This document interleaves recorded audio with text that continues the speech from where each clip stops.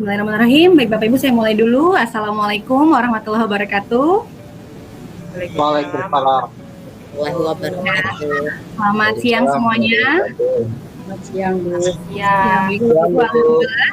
Hari ini kita bertemu kembali ya di pertemuan kita yang akan membahas tentang konsep pendidikan yang memerdekakan. Nah, Bapak Ibu, hari ini ya kita mulai dulu dengan sama-sama melafazkan basmalah. Bismillahirrahmanirrahim. Ya, Bapak Ibu yang berbeda agama bisa menyesuaikan. Nah, untuk berikutnya ya Bapak Ibu. Jadi Bapak Ibu, saya punya satu tayangan seperti ini. Saya tampilkan terlebih dahulu.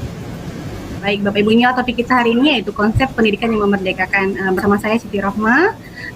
Saya tampilkan ada dua gambar di sini, Bapak Ibu bisa dilihat ya, bisa diperhatikan gambar A dan gambar B. Nah, untuk Merdeka Belajar atau pendidikan yang memerdekakan itu adalah satu pendidikan yang memberikan keluasan kepada siswa, kepada anak didik kita, ataupun kepada anak sebagai orang tua, itu adalah dengan memberikan mereka kebebasan dalam menentukan tujuan belajarnya atau sistem belajarnya. Nah, Ibu ya, jadi ada dua gambar di situ, ada gambar A dan juga gambar B. Nah, dari gambar A terlihat ada seorang anak dan yang seperti itu gambarnya, dan yang B ya ada orang tua juga dan anaknya. Nah, Bapak Ibu, untuk menjawab dari gambar ini dan juga menjawab bagaimana konsep pendidikan yang memerdekakan bagi anak atau bagi siswa, kita akan ada diskusi Bapak Ibu ya. Nah, diskusinya seperti ini. Bagaimana cara mengubah paradigma orang tua untuk mendukung merdeka belajar pada anak. Bapak Ibu, kita menggunakan aplikasi Jamboard ya untuk berdiskusi. Saya ada satu link ya di kolom chat, akan saya bagikan. Silakan Bapak Ibu bergabung dengan ketentuan Bapak Ibu. Yang pasti yang pertama, silakan langsung jawab pertanyaannya, dan yang kedua, hati-hati jangan sampai latah ya. Jadi silakan jawab tanpa menggunakan coret-coretan yang lain ya. Silakan dipakai sticky note saja. Ya, silakan Bapak Ibu, saya kasih waktu 5 menit. Bapak Ibu sambil menunggu komentar dari Bapak Ibu yang lain ya. Jadi konsep yang memerdekakan waktu sudah pernah kita bahas sebelumnya ya. Jadi kita udah bahas bahwa siswa atau anak memiliki kodratnya ya untuk menentukan tujuan belajarnya. Nah, sehingga nanti apa sih strategi kita untuk memberikan atau mengubah paradigma orang tua untuk mendukung merdeka belajar ini. Ya, sudah ada satu orang.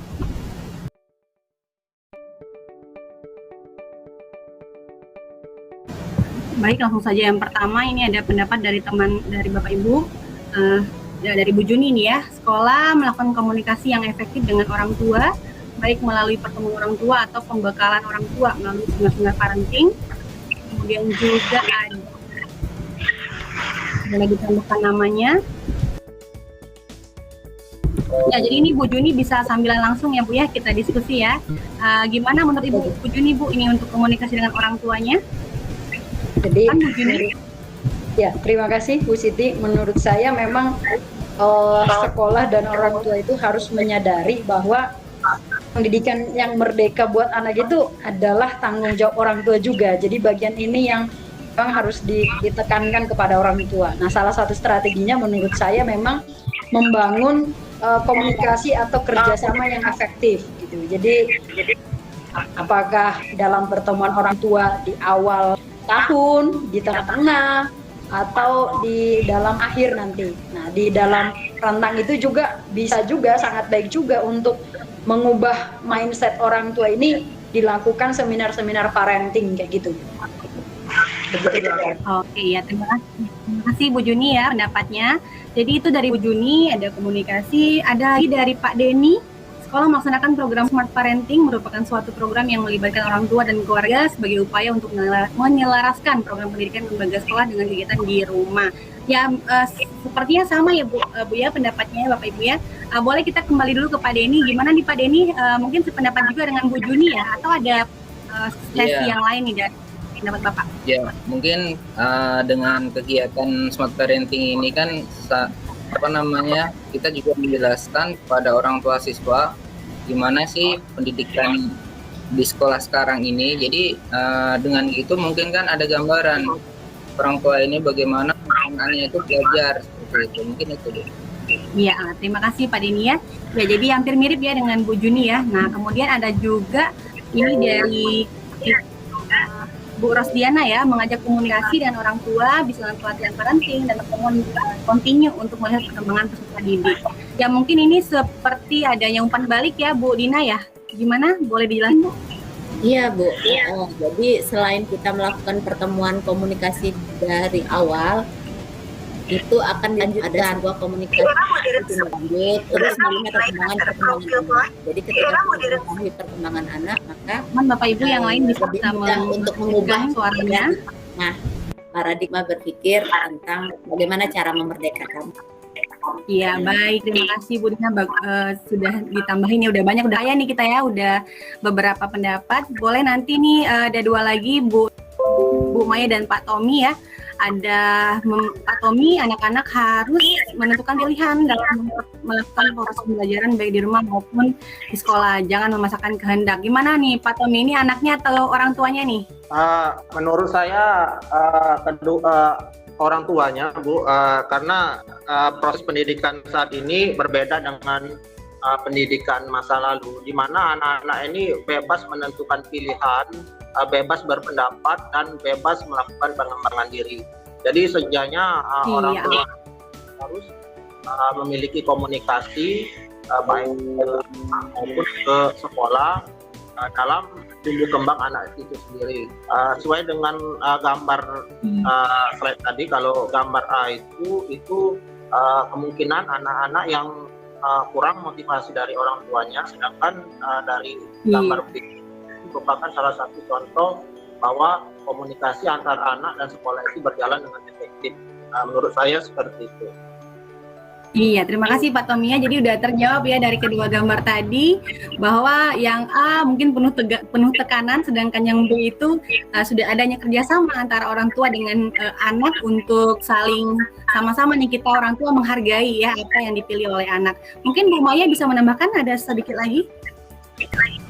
Ya, jadi setuju dengan pendapat Pak Tommy, dengan pendapat Bapak Ibu yang lain juga. Jadi Ibu Siti, bahwasannya kita harus komunikasikan nih, sosialisasikan lagi kepada orang tua ini. Mungkin beritahukan atau berikan contoh apa dampaknya kalau kita memaksakan keinginan orang tua yang dipaksakan kepada murid. Ini kasih contoh, misalnya ini si A dengan si B mengambil satu jurusan yang sama, tapi si A dengan atas keinginan sendiri dengan si B yang keinginan orang tua, itu mungkin hasilnya nanti akan berbeda. Mungkin si A tadi akan lebih cepat tamat kuliah, misalnya di jenjang kuliah, yang si B tadi karena dipaksakan mungkin akan lama menempuh kuliahnya gitu. Contoh nyatanya. Oke, terima kasih Bu Maya ya. Ya Bapak Ibu, jadi dari jawaban Bapak Ibu tadi sebenarnya sudah pada mewakili ya. Jadi yang pertama kita kasih pemahaman kepada orang tua tadi dengan suatu pertemuan bahwa misalnya dengan tindakan yang seperti A, kita pilih untuk anak kita bagaimana gitu ya, atau kita bisa menghadirkan alumni Bapak Ibu ya, biar tahu bahwa orang tua itu ada anak yang IPS, yang A atau yang bagaimana belajarnya, sehingga si orang tua terbuka hatinya supaya mereka tidak memaksakan sesuatu yang orang tua ingin kepada anaknya ya. Jadi kita kasih kebebasan. Mungkin apa yang bisa kita ambil dari sini Bapak Ibu, bisa ditambahkan lagi, ada yang mau memberikan kesimpulan? Silakan Bu Dina. Ya, berarti kesimpulannya adalah pertama yang harus dibangun dari pihak sekolah adalah membangun komunikasi dengan orang tua, sehingga ada keterbukaan dari diri orang tua untuk bisa juga membangun komunikasi yang baik kepada anak didiknya. Iya, terima kasih Bu Dina ya. Ya, kita sepakat Bapak Ibu semuanya ya. Jadi komunikasi dan juga memberikan pemahaman yang banyak kepada orang tua, sehingga siswa kita, anak-anak didik kita juga mendapatkan suatu kebebasan yang ada arahnya seperti itu ya. Ya, mungkin Bapak Ibu itu saja karena sudah selesai kita pada hari ini.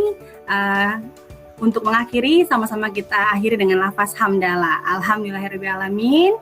Saya akhiri. Wassalamualaikum warahmatullahi wabarakatuh. Waalaikumsalam warahmatullahi wabarakatuh.